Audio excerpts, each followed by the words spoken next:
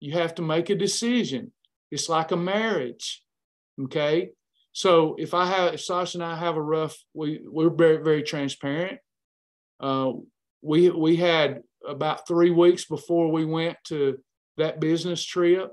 It was business and pleasure, but Advocare was really good to us. And a few weeks before that, we were at odds, but we stayed married. And then we went to Hawaii, and it's like, man, we don't have no problems. We love each other. This is awesome. And then we come back and faced with the same situations, we got at odds with one another, but we're married. I'm not going anywhere, and I hope she doesn't go anywhere.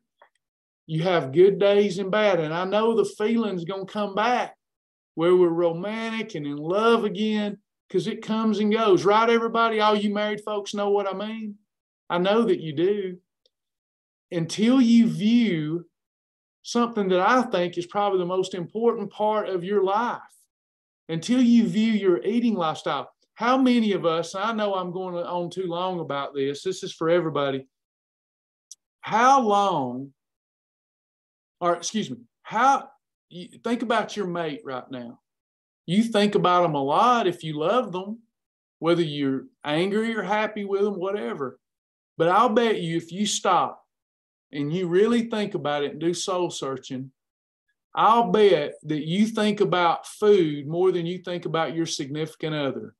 I'm willing to make that bet. And if I made it with every one of you, I might lose with 1 or 2, but overall, I'd make money off that bet.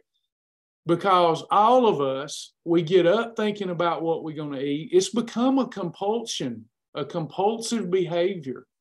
We think about it before we eat it, and then we think about it after, and then we think about the next meal, and then we think about lunch. And when we can't have it, we're still thinking about it. When we do have it, we're thinking about it, and we think about it all day.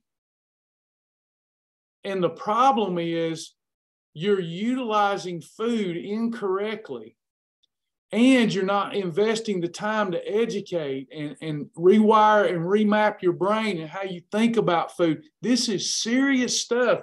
Food has the ability to kill you when improperly used. You die a death of 1,000 cuts when you're eating sugar and starch and trans fats on a consistent basis. Our bodies can handle it a little bit, but it can't handle it a little bit every day, okay?